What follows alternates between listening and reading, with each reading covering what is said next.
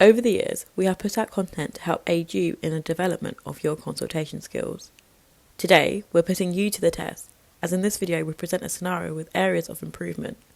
We want you to think about what you would do differently and recognise where to implement techniques to better the consultation.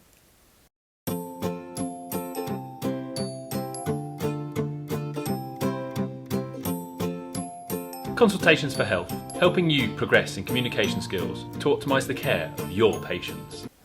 On the screen are two versions of the same scenario. This patient has arranged a telephone consultation as they are concerned about the progression of their mother's Alzheimer's. Be sure to jot down any improvements you would make as a healthcare professional. Once the scenario is over, pause the video and consolidate your notes, as once you resume, we will detail what we think the healthcare professional could improve on. Hello. Oh, hi, how can I help?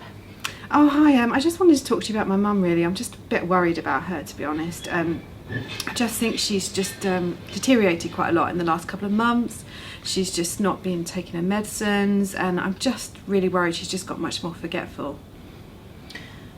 Okay, so how long has it been going on for, did you say? Just last couple of months.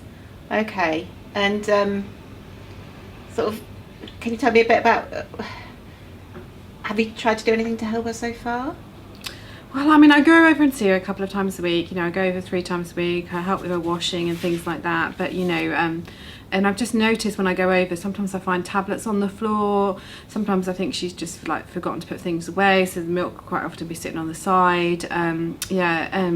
So I just think she's deteriorated, and I'm not really sure what to do, where to go. I mean, she's been on her medicines for about 5 years now, but it just doesn't seem to be working anymore, or she's just not taking them. What medicines is she on? Donepezil. Okay. I guess, have you thought about getting a Dosset box for your mum?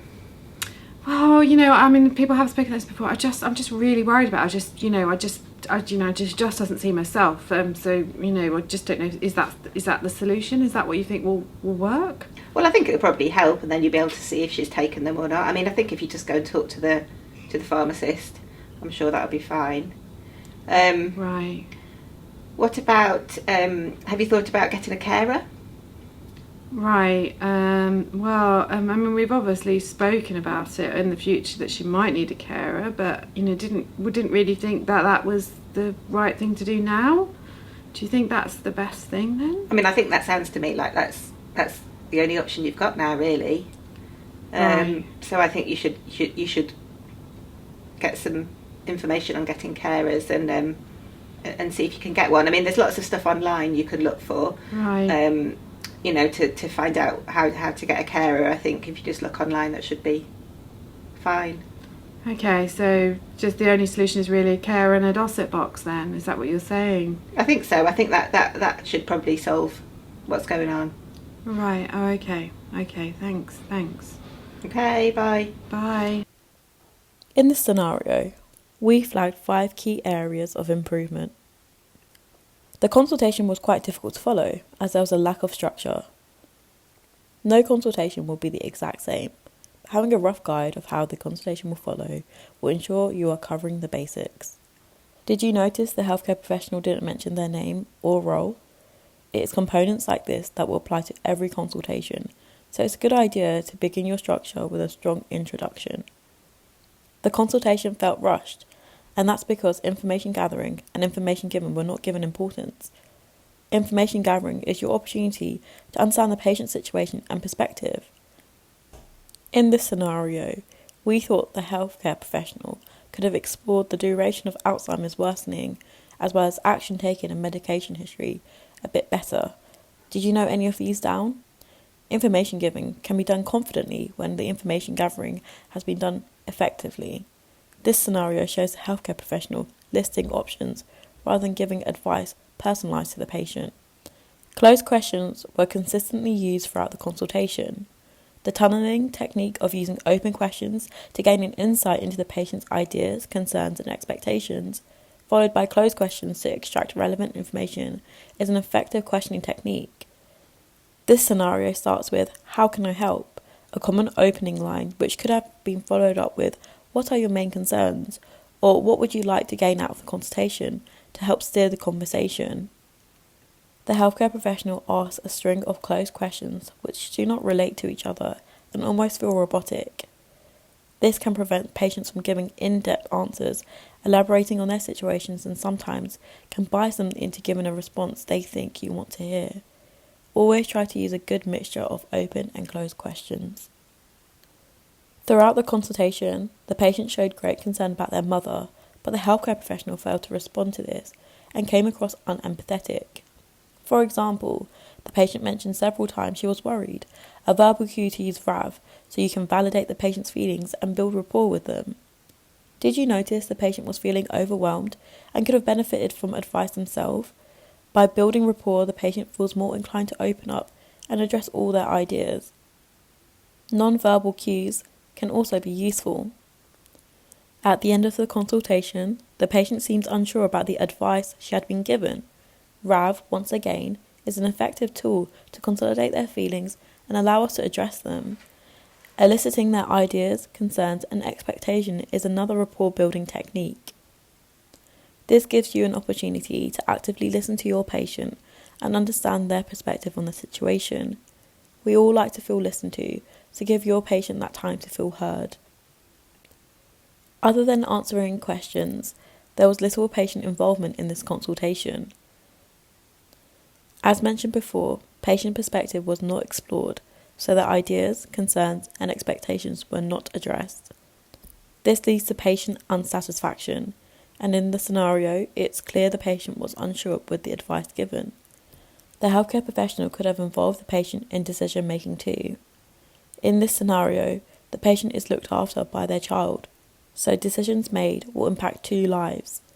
By establishing a shared decision, it promotes adherence, as the choice made works best for the patient, but also passes that responsibility to them. Taking charge of your own health is empowering, and shared decision-making can give the patient confidence in their plan of action, as it is supported by a healthcare professional. Finally, signposting to other resources should be given with clear direction. The patient should not feel as though you are brushing them off and sending them to another service. Signposting is an addition to your consultation, so be specific where you refer your patient to useful information. Rather than telling the patient to look online, the healthcare professional could have given leaflets referred to Alzheimer's charities or mental health organisations. These resources will help the patient manage their situation after the consultation. As a healthcare professional, you may not be well equipped with all the information on the patient's concerns, so this allows them to access those who can also help. Using our improvements, this is how we would structure the consultation. Let's watch an improved version of the scenario. Hello. Oh, hi, this is Dr. Hannah. You asked for me to ring you. How can I help? Yeah, I just wanted to talk to you about my mum, really. I'm just really worried about her. I just think she's deteriorated over the last couple of months and I'm just not really sure what to do. Oh dear, okay. So, can you tell me a little bit more about your mum? So she's obviously got a history of Alzheimer's. She's been on her medication for the last 5 years, but the last couple of months she's just not herself. You know, she's just much more forgetful. She just doesn't seem to be doing the things that she would normally be able to do herself. I mean, I go around and help her with, sort of doing her washing, I do shopping for her, but I just, I've been worried she's been missing her tablets. I found some tablets on the floor, I've found the front door open, the milk left out inside. She's just not herself, and I'm just a bit worried about it all, to be honest. Oh dear, okay. It sounds like you've got your hands full at the moment, doesn't it? Yeah, it's just been really stressful, to be honest. Yeah, I'm sure. So, tell me a bit about sort of what's your main concern about your mum at the moment? I'm just really worried that the Alzheimer's is progressing, to be honest, that obviously she's been fine on the medication for the last 5 years, and everything seems to have been changing quite rapidly recently, and I know that it will progress, but it just feels quite rapid, and I just worried something else going on, or is it the Alzheimer's? What can I do to put in place to help her? I just don't know. Okay, and what support are you looking for, do you think? I guess I don't know. like I say, is something else going on? Is it the Alzheimer's, or is she unwell? Is there something else I should be worrying about? Because we always focus on the Alzheimer's, but is there something else going on? And if it is just the Alzheimer's, what do I do now? Like, it's quite stressful. I mean, I work full time. It's just, I go around 3 times a week, but I just can't do any more than I'm doing at the moment, and I just don't really know where I go to next or what I do. I don't want her to end up in a home, obviously. I want her to be able to stay at home, but I just don't know if that's what I need to be looking at. Okay. So you've asked me to ring you because you're worried about your mum. You think her Alzheimer's is getting worse, and you're obviously having to provide a lot of care, which is clearly impacting on you as well. Let me just see if I can get a bit more information and background as well. So, do you think that there might be anything else going on here? So, for example, does she seem depressed, more down than before? No, not at all. No, I mean, we still manage to get her out a couple of times a week, so she still sees people. She's got neighbours that come and see her, so she seems quite happy in herself. I haven't seen any sort of change in her mood. So, I think from that point of view, she's okay, actually. Okay. And what medication does she take? She's on donepezil. Yeah. Does she take anything else?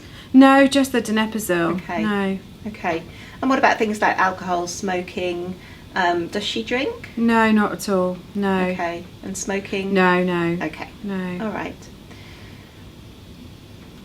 So, I guess, I'm sure from what you're describing to me, you've got an awareness of Alzheimer's and the fact that it is a disease that progresses over time, and that this isn't unusual for this to happen. But so it sounds like what you're saying to me is that what's the struggle at the moment is you being able to provide the support that she needs to make sure that she's safe and that she's taking her medication. Does that sound right? Yeah, I think that's what. Yeah, I just worrying about her all the time and whether she's okay, and that making sure that I can fit in going to see her. And as I said, it's just quite a lot on sort of me to have to think about, to be honest. Yeah, I mean, I think absolutely it's a lot for one person to have to manage, isn't it? Have you had any thoughts about what you could do? As I said, I think I'm just scared about her going in a home, and I just think that's the worst situation. But I just don't know what I need to be doing, when I need to be doing it, as I said, because just seeing her decline over the last couple of months makes me think, well, what's going to happen next? What do I need to do? Yeah, absolutely. So I can, I think first of all, let me sort of reassure you that I don't think we're at the point of her going into a home. I think there are other things that we can think about doing before that stage. So have you thought about getting some help with your mum? So we could look into getting some sort of carer to come in to her to help you. Okay, so how do you feel about what we've talked about today? Yeah, no, I feel a bit better, to be honest. You're right. I'm feel a bit better knowing that we're not looking at putting her in a care home at the moment, and sort of the options about looking at carers as well. And it's been really helpful sort of thinking about how to support me as well. I think I'm always thinking about my mum, so realising that I need to look after myself as well has been really helpful. Thank you. Okay, good. So what are you going to do? What are your next steps now based on our conversation today? Well, I'm going to contact the Alzheimer's Society, because I think there is some sort of like support groups nearby. I know someone else has mentioned them, and then I'll speak to the care agency and the council about potential sort of options regarding care packages as well at home. Yeah. Okay, that sounds great. And would it help if we had another chat in a couple of weeks' time to see how things are going? Yeah, no, that would be really beneficial, just so I can see how we're getting on, see if she's still deteriorating or if there's any been changes. Yeah, no, definitely that'd be really helpful. Thank you. Okay, great. So I'll speak to you again in a couple of weeks, and obviously in the meantime, if you've got any concerns or questions, then let me know. Okay, thanks for your help today. Bye bye. Bye bye. We hope this video has given you an opportunity to actively practice what you have learnt here at Consultation for Health. Be sure to like, comment and subscribe for future videos. Feel free to check out our new TikTok, Instagram and other socials for tips. And don't forget, keep practicing.